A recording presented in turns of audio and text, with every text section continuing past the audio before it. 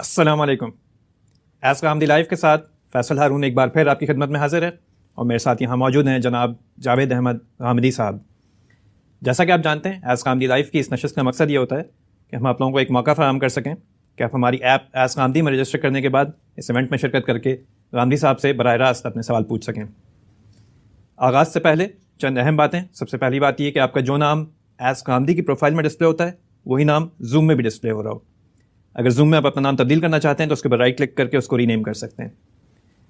موقع آنے پر آپ کے پاس اباؤٹ 30 سیکنڈ ہوں گے اپنا سوال پوچھنے کے لیے اور میری آپ سے گزارش ہوگی کہ برائے مہربانی صرف ایک سوال پوچھے گا. اسی کے ساتھ اللہ تعالیٰ کے نام سے اس ایونٹ کا باقاعدہ آغاز کرتے ہیں. بسم اللہ الرحمن الرحیم. السلام علیکم غامدی صاحب. وعلیکم السلام. سر، خدا کے وجود کے حوالے سے آپ نے اپنی پچھلی گفتگوؤں میں بہت تفصیلاً ہمیں بات سمجھائی ہے، مگر یہ ایک ایسا موضوع ہے جس میں سوالات ہمارے سامنے آتے رہتے ہیں. تو آج میں یہ چاہتا ہوں کہ آپ ہمیں یہ بتائیں کہ ایک انسان کے لیے خدا پر ایمان کی ابتدا کیا انفس و آفاق پر غور کرنے کے نتیجے میں جو ایک ایسا ظن غالب قائم ہوتا ہے، جیسا کہ ظن غالب ہمارے لیے ان چیزوں پر بھی قائم ہو جاتا ہے جو ہماری حواس کی گرفت میں آ جاتی ہیں، کیا یہ وہاں سے ابتدا ہوتی ہے انسان کے ایمان کی، یا پھر یہ ایک بغیر سوچے سمجھے انسان جو ہے وہ ایک عقیدہ قائم کر لیتا ہے اور اس کے بعد پھر صحائف اور انبیاء کی تعلیمات اس عقیدے کو مضبوط بنانے کا کام کرتی ہیں؟ تو یہ ابتدا کہاں سے ہوتی ہے، اس کے بارے میں تھوڑی رہنمائی فرمائیے گا. اس سوال کے دو پہلو ہیں.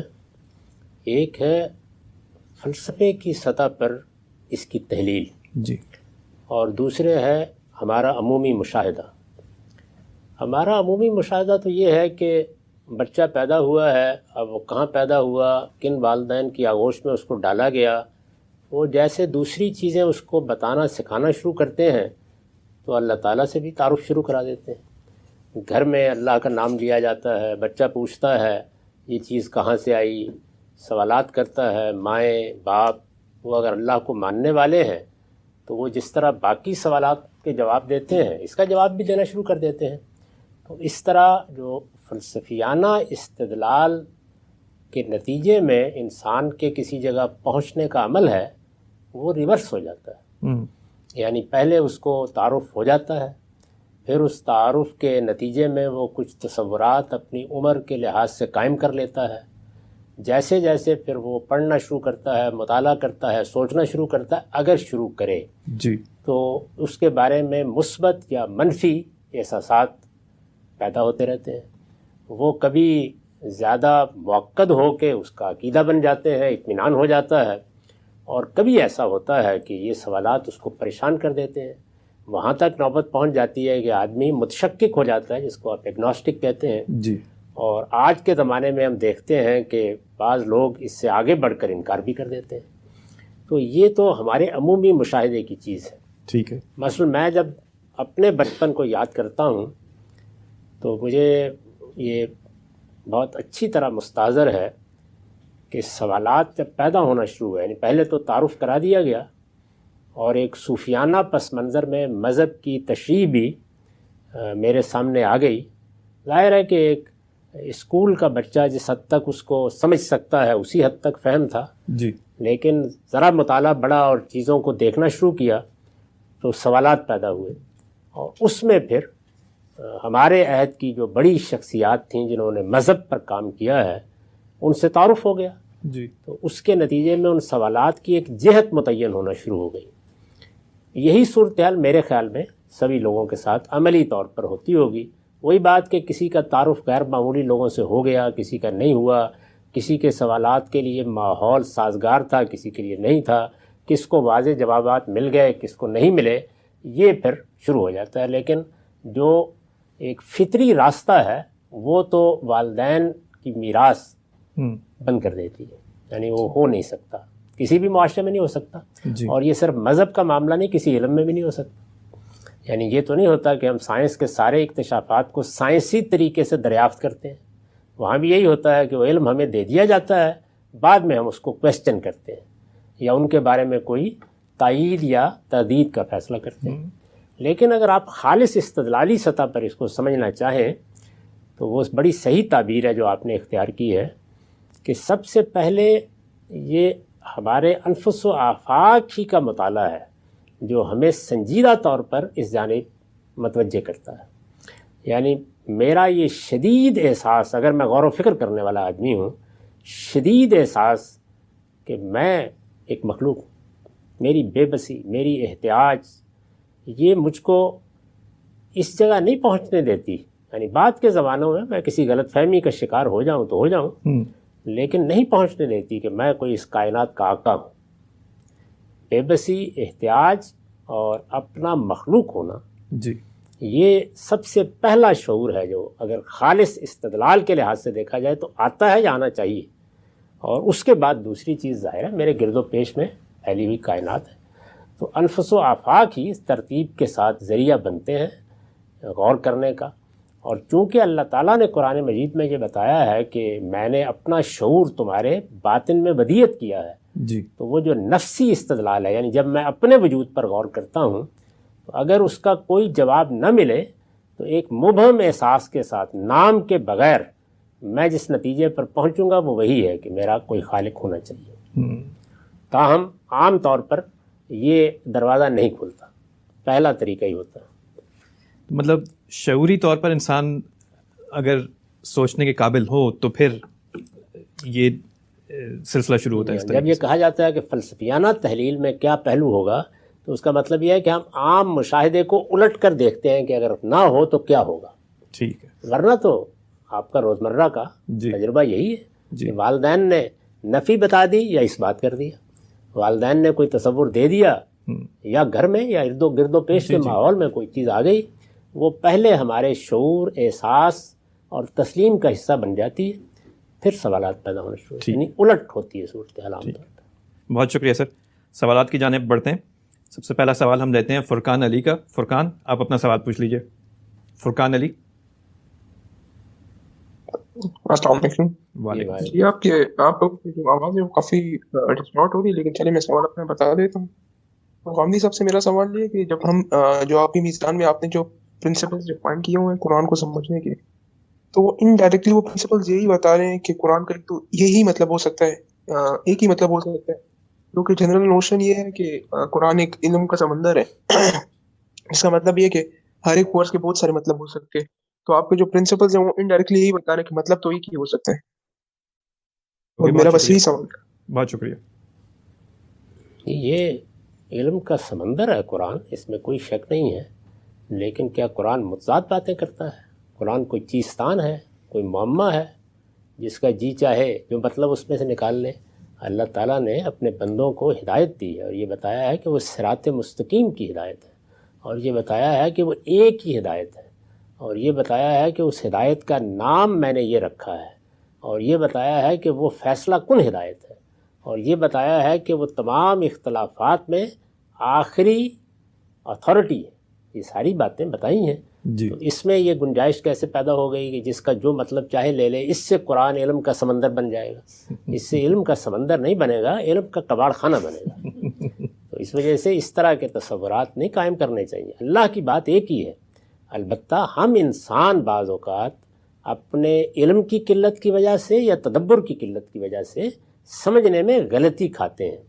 اس کی بنیاد پر 2 یا 3 یا 4 آراء پیدا ہو جاتی ہیں، تو ان کی تحلیل کی جاتی ہے. کوئی صاحب علم یہ نہیں کہتا کہ یہ 3 4 5 آراء ہیں، یہ فلاں مفسر نے یہ مطلب سمجھا، فلاں نے یہ سمجھا، یہ سب ٹھیک ہیں.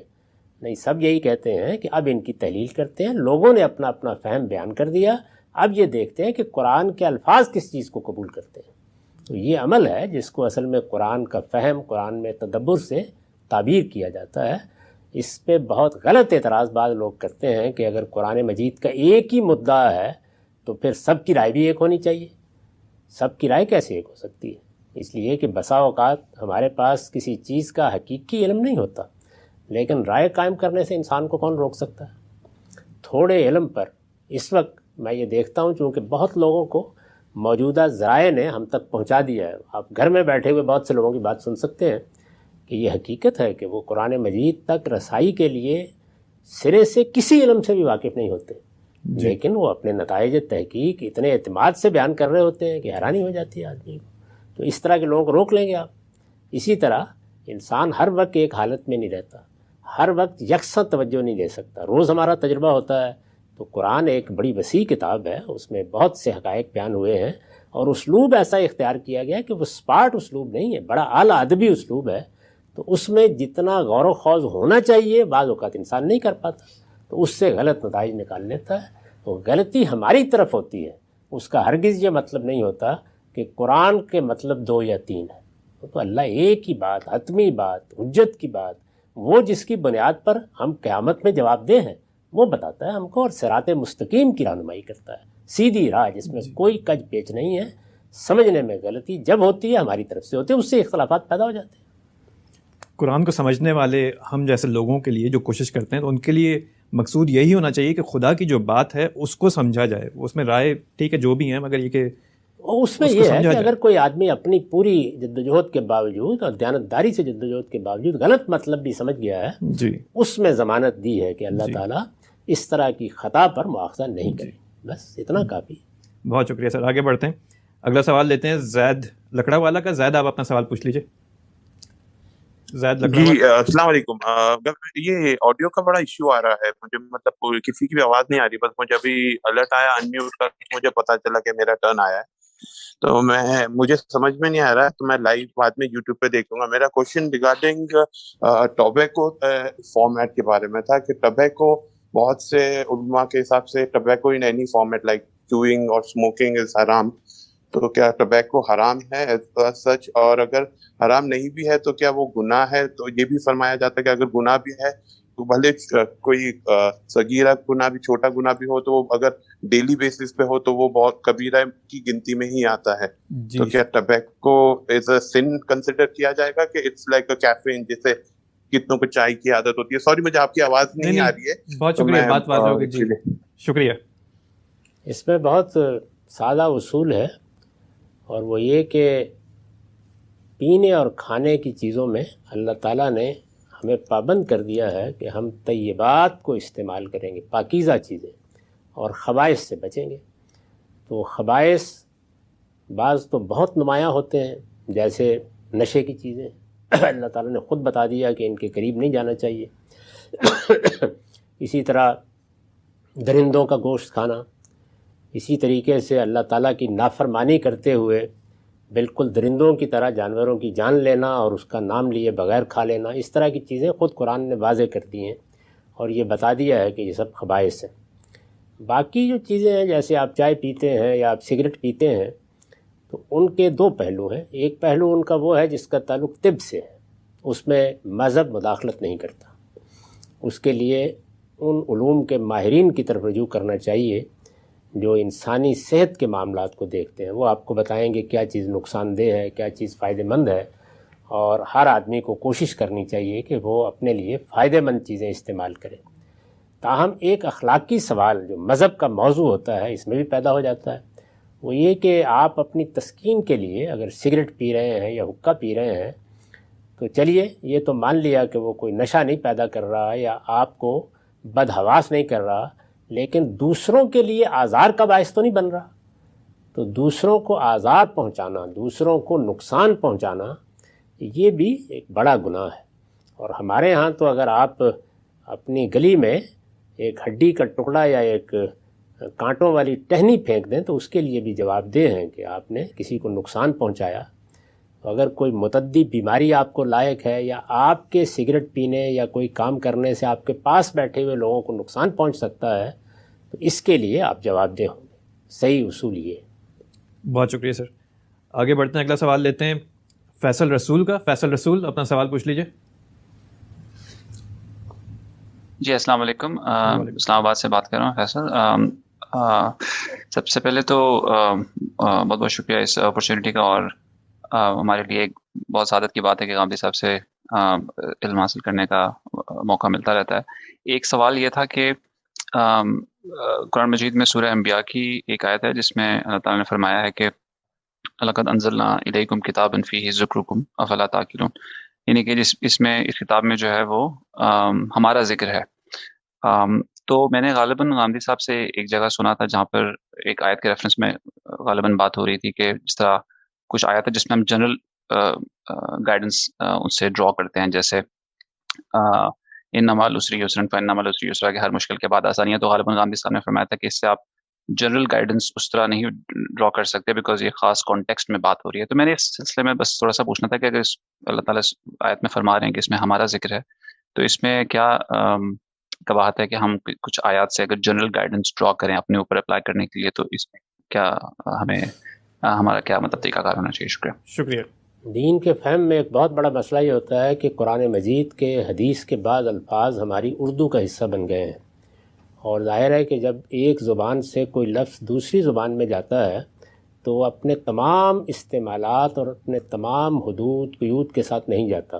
کوئی ایک مفہوم دوسرا مفہوم وہ چلا جاتا ہے اور وہ دوسری زبان میں اس طرح استعمال ہونے لگ جاتا ہے. تو یہ ذکر کا لفظ بھی ایسا ہی ہے. یہ ذکرکم کا مطلب یہ ہے کہ اس میں تمہارے لیے یاد دہانی ہے، یعنی یہ قرآن مجید یہ نہیں ہے کہ اس میں میری آپ کی کہانی لکھی ہوئی ہے. اس کو اگر ٹھیک عربیت کی روح سے ترجمہ کریں تو اس کا مطلب ہے اس میں تمہاری یاد دہانی ہے، یعنی تمہیں اس میں حقائق یاد دلائے گئے ہیں، تمہیں توجہ دلائی گئی ہے، تمہیں تنبیہ کی گئی ہے، تمہیں بتایا گیا ہے کہ تمہاری غلط روی کے نتائج کیا نکلیں گے.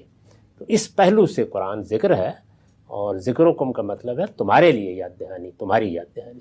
اس کا یہ مطلب نہیں ہے کہ تمہاری داستان یا تمہارا ذکر، یہ مطلب نہیں ہے اس کا.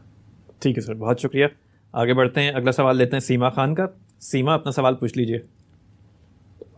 السلام علیکم. وعلیکم السلام. میرا سوال یہ ہے کہ کیا یہ درست ہے کہ دن کے کچھ اوقات ایسے ہوتے ہیں جن میں سجدہ کرنا یا قرآن شریف کی تلاوت کرنا ناپسندیدہ عمل ہے؟ اگر ہے ایسا تو اس کی کیا وجہ ہے؟ شکریہ. بہت شکریہ. قرآن مجید کی تلاوت تو آپ جب چاہیں، جس وقت چاہیں، صبح کریں، شام کریں، دعا کریں، اللہ کا نام لیں، اس میں کوئی مسئلہ نہیں ہے. البتہ یہ ہے کہ ایک لمبے عرصے تک دنیا میں مشرکانہ مذاہب کی حکمرانی رہی ہے. یعنی جس طرح موجودہ دور میں ہم الہات کو بہت زیادہ نشو و نما پاتے ہوئے دیکھ رہے ہیں، اور ایک درمیان کے کوئی 1000 سال گزرے ہیں جس کو عصر الایمان یا ایج آف فیتھ کہا جاتا ہے.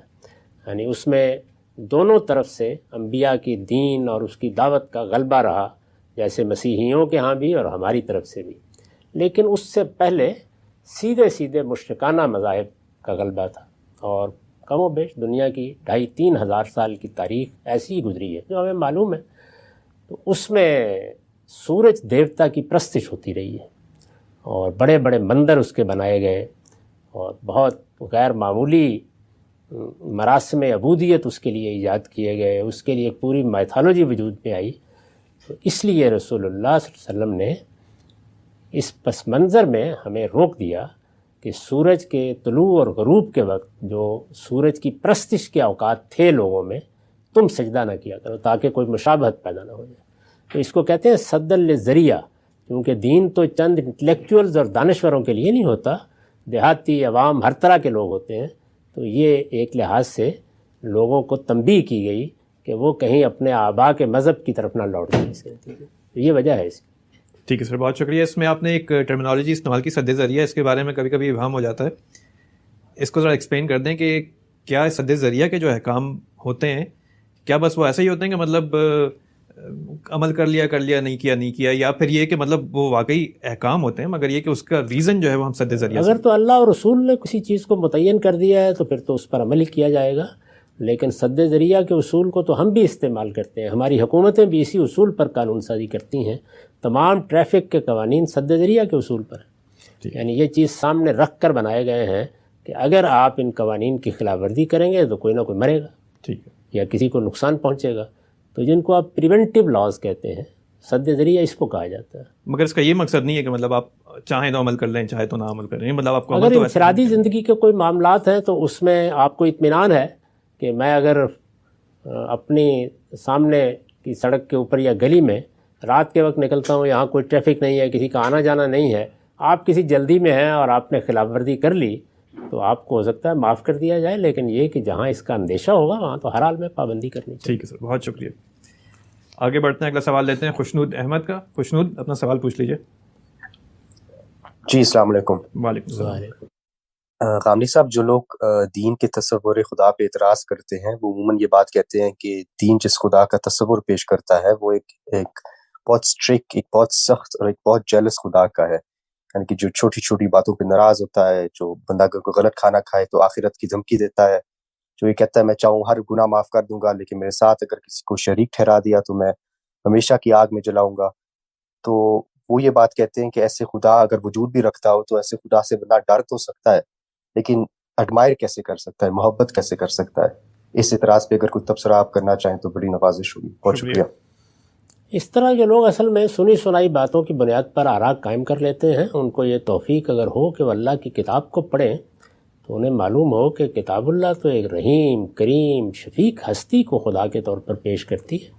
وہ بندوں کی توبہ سنتا ہے، رجوع کو دیکھتا ہے، وہ رحمت کرتا ہے، وہ اپنے دامن عاطفت میں لوگوں کو لے لیتا ہے. وہ خود بلا بلا کے کہتا ہے کہ میری رحمت سے کبھی مایوس نہ ہونا، میں تو تمہیں اپنے پاس بلانے کے لیے ہر وقت اور اپنی رحمت کے سائے میں لینے کے لیے تیار ہوں. اور اس کی ہر سورہ جو قرآن میں نازل ہوئی ہے وہ اس کے ان ناموں سے شروع ہوتی ہے جن کو ہم رحمان اور رحیم کہتے ہیں. ہر سورہ کی ابتدا ہم یہاں سے کرتے ہیں. ایک سورہ کے سوا بسم اللہ الرحمن الرحیم. اللہ تعالیٰ کی جن صفات کا بار بار اعادہ کیا جاتا ہے وہ یہی ہیں. اور جگہ جگہ یہ بتایا گیا ہے کہ میں اپنے بندوں کی گناہ معاف کرنے، میں ان کی غلطیوں سے درگزر کرنے میں کس طرح فراخ ہوں اور میں آخری دم تک اس کے لیے ہوں. تو یہ ساری باتیں ہیں، لیکن اس طرح کے لوگ اصل میں اللہ تعالیٰ کی اسکیم کو معطل کر دینا چاہتے ہیں. سوال یہ ہے کہ اگر یہ دنیا اس خالق نے امتحان کے لیے بنائی ہے تو پھر کیا اس میں لوگوں کو یہ کہا جائے کہ اب میں نے بنا تو دیے امتحان کے لیے، ایک دن مجھ کو خیال ہوا تھا کہ بنا دو، اب کرو جو جی چاہے. تو اس میں تو بتایا جائے گا کہ آپ کو فلاں فلاں کام نہیں کرنا، اور اگر کریں گے تو اس کے بدترین نتائج نکل سکتے ہیں، یہ بتا دیا جائے گا. تو اگر آپ اس زاویے سے قرآن کو پڑھیں گے اور دیکھیں گے کہ وہ کس طرح سے رحمت اور شفقت کی منادی کرتا ہے تو پھر تو آپ کو یہ گلا ہوگا کہ اللہ کو کچھ سخت ہونا چاہیے تھا. الٹ ہو جائے گی صورت. نعوذ باللہ اگر وہ سخت ہے بھی تب بھی اس کا انکار تو نہیں ہو جاتا، مطلب اس کا تو کوئی سوال نہیں، لیکن بہرحال انسان ہے نا، وہ کہتا ہے کہ نہیں اصل میں مجھے کرنے دو جو کرنا ہے. یہ ہے اصل مسئلہ. اور شرک کے معاملے میں بھی لوگ سوچتے نہیں، وہ سمجھتے ہیں مذہبی سی بات ہے. بھائی شرک کا مطلب ہے کہ آپ صرف جھوٹ بول رہے ہیں. اور دنیا کے اندر اس سے بڑا گناہ کیا ہو سکتا ہے کہ آپ جھوٹ بولیں، اپنے بارے میں بولیں گے. ایک آدمی بیٹھا ہوا ہے، وہ کہتا ہے کہ میں نے تو 15 فٹ کا ایک شیر مار دیا تھا. ٹھیک ہے، ہم کہیں گے کہ ایک احمق آدمی ہے، اپنی باتیں کرتا رہتا ہے. وہ اٹھتا ہے اور اٹھ کر مجھ پر یا آپ پر تہمت لگا دیتا ہے. اب بھی اس معاملے کی نوعیت یہی رہے گی. تو شرک کیا ہے؟ خدا پر تہمت ہے. اس کو قرآن کہتا ہے افتراء علی اللہ، یعنی مجھ پر جھوٹ بول دیا گیا ہے. تو لوگوں کا حال یہ ہے کہ وہ جھوٹ کی نفرت میں تو یہ کہیں گے کہ اس سے بڑا کوئی جرم نہیں ہے. اس کے جب مذہبی پہلو کو شرک سے تعبیر کیا ہے تو خیال کرتے ہیں اس سے کیا فرق پڑتا ہے. صحیح بات ہے. یہ اللہ پر جھوٹ باندھنا ہے.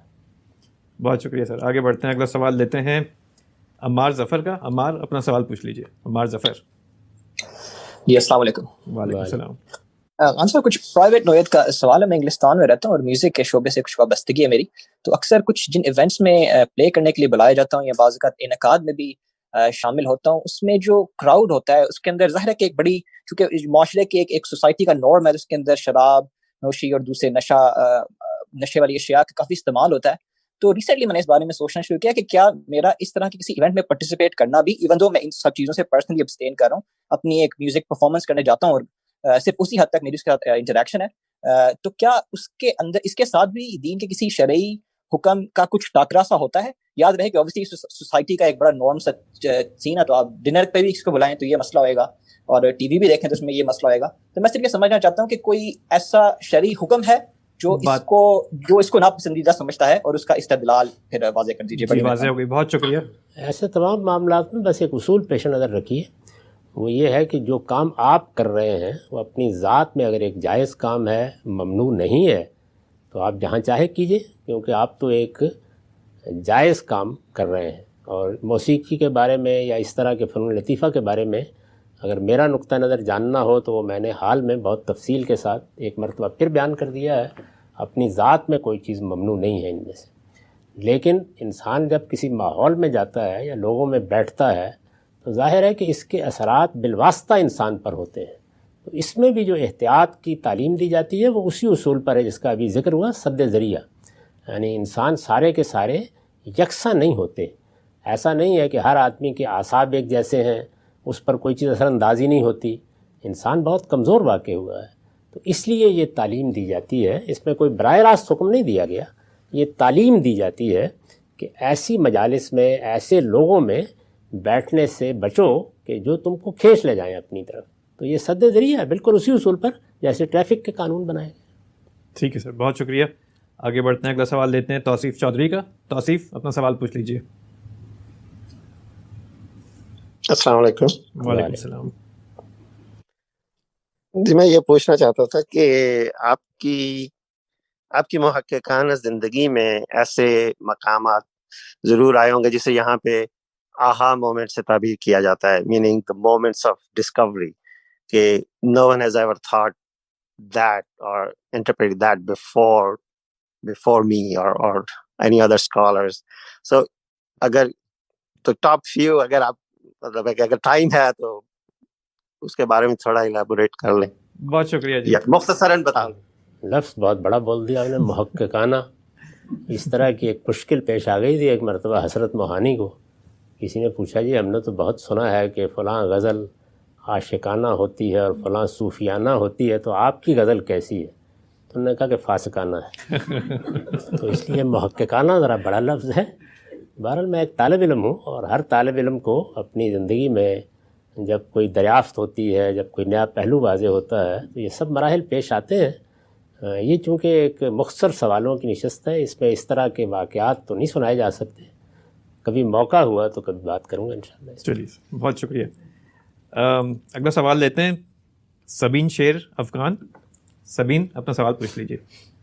السلام علیکم حمدی صاحب. وعلیکم السلام. میرا ایک سمپل سا کویشچن ہے. میں نے آپ کی 2-3 ویڈیوز دیکھی جس میں ریلیٹنگ تھا کہ can we keep a dog as a pet اور ناٹ. ان ساری ویڈیوز میں واٹ مائی کویشچن از کہ اس میں بہت ایک جو چیز مجھے مسئلہ کری تھی یہ تھی کہ when you talk about angels, تو مجھے یہ آپ کی گفتگو سے سمجھ آئی کہ probably angels have their own will as well, though I think that they only act according to the will of God. تو میرا کویشچن یہ ہے کہ اینجلس کی اپنی ول ہوتی ہے یا نہیں ہوتی، اور اگر ہوتی ہے تو اس کا قرآن سے پروف کہاں سے ملتا ہے؟ بہت شکریہ. سوال بہت اچھا ہے، کتوں سے شروع ہوا فرشتوں تک پہنچ گیا. جی بالکل. اللہ تعالیٰ نے جو مخلوقات صاحب ارادہ پیدا کی ہیں ان میں سب سے برتر مخلوق فرشتے ہیں، جنات ہیں، اس کے بعد ہم انسان ہیں. تو فرشتوں کے پاس ارادہ بھی ہے، اختیار بھی ہے، وہ باقاعدہ علمی سوالات کرتے ہیں، پوچھتے ہیں. لیکن چونکہ اللہ کی بارگاہ میں رہتے ہیں، انہیں کسی امتحان میں نہیں ڈالا گیا، تو اس وجہ سے وہاں اس کا کوئی سوال نہیں ہوتا کہ وہ نافرمانی کریں. بس اتنا ہی. ورنہ وہ ایک باقاعدہ اللہ تعالیٰ کے ہاں باشعور مخلوق ہے اور بہت غیر معمولی حیثیت ہے ان کی. آپ کبھی جبریل امین کا تعارف پڑھیے قرآن کی آخری صورتوں میں کیا بتایا گیا ہے. یعنی وہ کسی روبوٹ کا تعارف نہیں ہے، ایک بہت بڑی ہستی کا تعارف. جی ٹھیک ہے سر، بہت شکریہ. آگے بڑھتے ہیں، اگلا سوال لیتے ہیں آصف علی کا. آصف، اپنا سوال پوچھ لیجیے. جی السلام علیکم. وعلیکم السلام.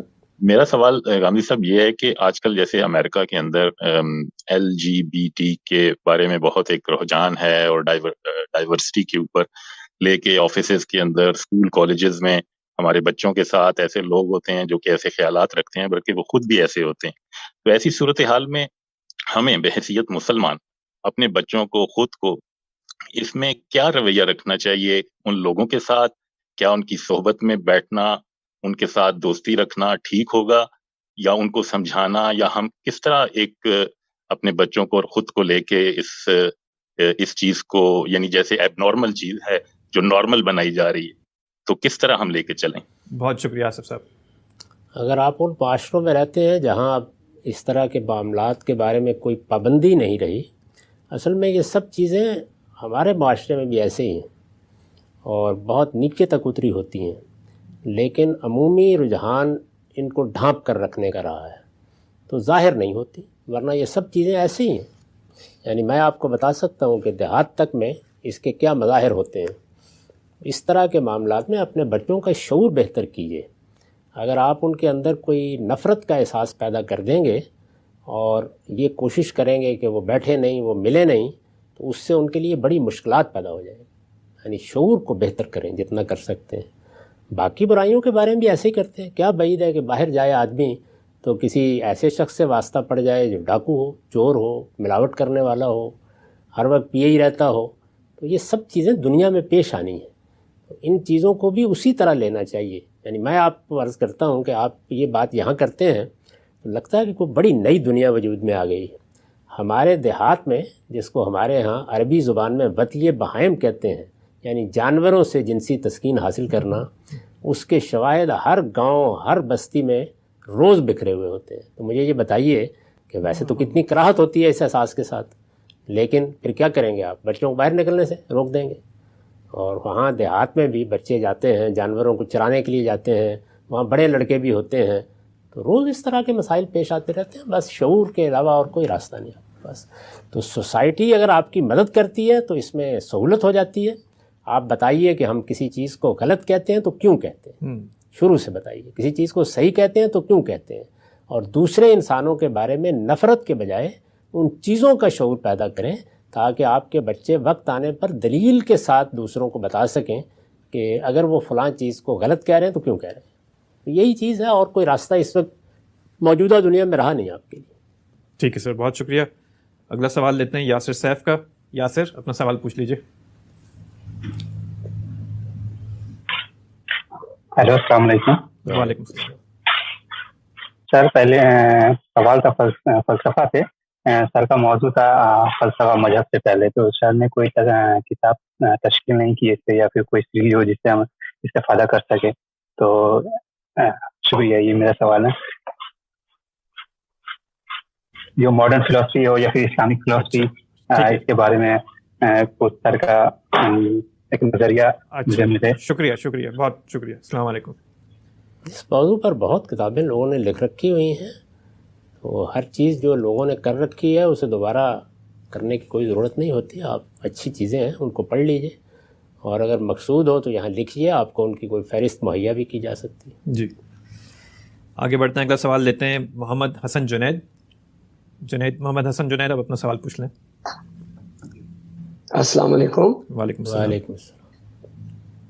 میرا سوال جو جاوید احمد غامدی صاحب نے حضرت عیسیٰ علیہ السلام کی وہ جو ان کا دنیا میں واپس آنا، اس کے اوپر جو انہوں نے پوری ایک نشست کی ہے، اس کے اندر آخر میں انہوں نے فرمایا تھا کہ وہ جو دونوں حدیثیں ہیں ان کا وہ رویا ہے، وہ خواب ہے اصل میں. تو ان کی تعبیر کے حوالے سے انہوں نے علماء کو بھی کہا تھا، تو جتنا وہ علماء لوگ جو ہیں وہ تو جتنا آپ سے اختلاف کرتے ہیں تو اس کا تو کم ہی چانس لگتا ہے کہ وہ آپ سے اس بارے میں آ کے بیٹھیں گے اور اس کے بارے میں جو ہے نا آپ سے تعاون کریں گے. تو اس کی آپ اپنی رائے کیوں نہیں بیان کر دیتے تاکہ وہ آپ اس کے بارے میں کوئی تفصیل کر دیں تاکہ لوگوں تک اس کی جو ہے پہنچ سکے. شکریہ. دیکھیے، میں نے خوابوں کی تعبیر کرنی شروع کر دی تو یہ جو کام میں ابھی کر رہا ہوں یہ سب بند ہو جائے گے. صرف یہ اصول آپ کو بتایا ہے، اور ابھی چونکہ ان دنوں بھی میں علامات قیامت ہی کے اوپر کام کر رہا ہوں، اور وہ اس میں سے 2 ابواب ہمارے رسالے میں شائع بھی ہو گئے ہیں، تو میں نے یہ بتانے کی صحیح کی ہے کہ اس طرح کے تمام واقعات جو روایتوں میں بیان ہوتے ہیں، مثلا رسالت پاک صلی اللہ علیہ وسلم نے بعد کے زمانوں کے لیے کوئی پیشین گوئی کی ہے، کوئی اس طرح کے ظہور کی خبر دی ہے، تو یہ چیزیں رسول اللہ کے علم میں کیسے آئیں؟ کیا آپ کو جس طرح وحی کر کے بتایا جاتا تھا یہ بتائی گئیں؟ تو میں نے اپنی تحقیق بیان کیا، اس کے شواہد بیان کیے ہیں، اس کے بہت سے دلائل بیان کیے ہیں کہ ایسا نہیں ہوا. یہ سب چیزیں آپ کو دکھائی گئیں، یعنی بتائی نہیں گئیں، دکھائی گئیں. اور پیغمبروں کو جو چیزیں دکھائی جاتی ہیں اس کے 2 ہی طریقے ہوتے ہیں، یا وہ نیند کے عالم میں مشاہدہ کرایا جاتا ہے یا بیداری میں کرایا جاتا ہے. اس کی مثالیں پھر میں نے دی ہیں. نیند کے عالم میں جو مشاہدات ہیں ان میں مثلا حضرت ابراہیم کا مشاہدہ کہ میں اپنے بیٹے کو ذبح کرتے ہوئے دیکھ رہا ہوں، رسول اللہ صلی اللہ علیہ وسلم کا مشاہدہ کہ میں اپنے ساتھیوں کے ساتھ حرم میں داخل ہو رہا ہوں، یہ قرآن میں بیان ہوا ہے. حضرت یوسف کا یہ مشاہدہ کہ میں نے 11 ستاروں کو اور سورج اور چاند کو اپنے سامنے جھکتے ہوئے دیکھا ہے. تو بہت سے واقعات ہیں جو اسی طریقے سے دکھائے گئے. یہاں تک کہ جو اسراء و معراج کا واقعہ ہے اس میں بھی میں نے تفصیل سے بتایا ہے کہ دیکھیے حدیثوں میں بھی اور قرآن میں بھی واضح طور پر بتا دیا گیا ہے کہ ان میں سے جو 4 واقعات ہیں، 2 بیداری کے مشاہدات ہیں اور 2 خواب کے یا نیند کے مشاہدات ہیں. تو یہ مشاہدہ کرایا جاتا ہے چیزوں کا. جب چیزوں کا مشاہدہ کرایا جاتا ہے، جیسے کہ ایک روایت کا بھی حوالہ دیا تھا کہ رسول اللہ نماز پڑھاتے ہوئے کھڑے ہوئے یہ بتا رہے ہیں کہ ابھی میرے سامنے جنت لے آئی گئی اور میں نے چاہا کہ میں اس کے ایک پھل کا خوشہ توڑ لوں، جی پھر میں پیچھے ہٹ گیا۔ اسی طرح جب اسرا کا واقعہ پیش آیا تو قریش نے کچھ ادھر ادھر کے سوالات محض زج کرنے کے لیے کرنا شروع کر دیے۔ تو آپ خود فرماتے ہیں کہ مجھے بڑی پریشانی ہوئی، اس لیے کہ اس طرح کی تفصیلات کون ذہن میں رکھتا ہے جو اس کو کوئی مشاہدہ کرایا جائے۔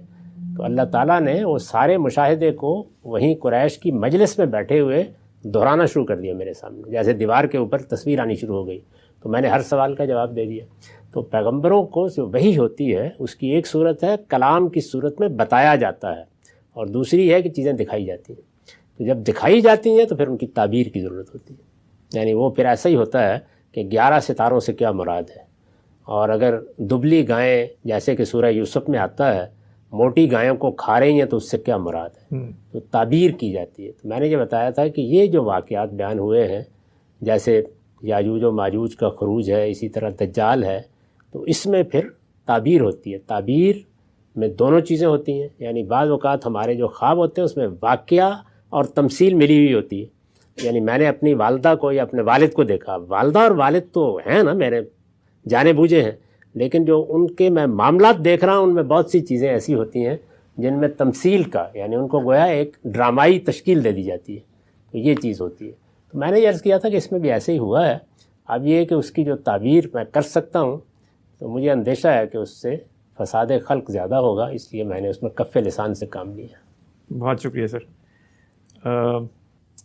اگلا سوال، ایکچولی ٹائم ہمارا یہاں پہ ختم ہوتا ہے، تو آپ سب کا بہت بہت شکریہ، آپ میں سے جن لوگوں نے اس ایونٹ کے لیے رجسٹر کیا اور اس میں شرکت بھی کی مگر ان کی باری نہیں آ پائی، انہیں ہم اگلی نشست کے لیے انشاءاللہ پرائیورٹی رجسٹریشن کا موقع دیں گے۔ اسی کے ساتھ آپ سب کا بہت بہت شکریہ۔ رانی صاحب آپ کا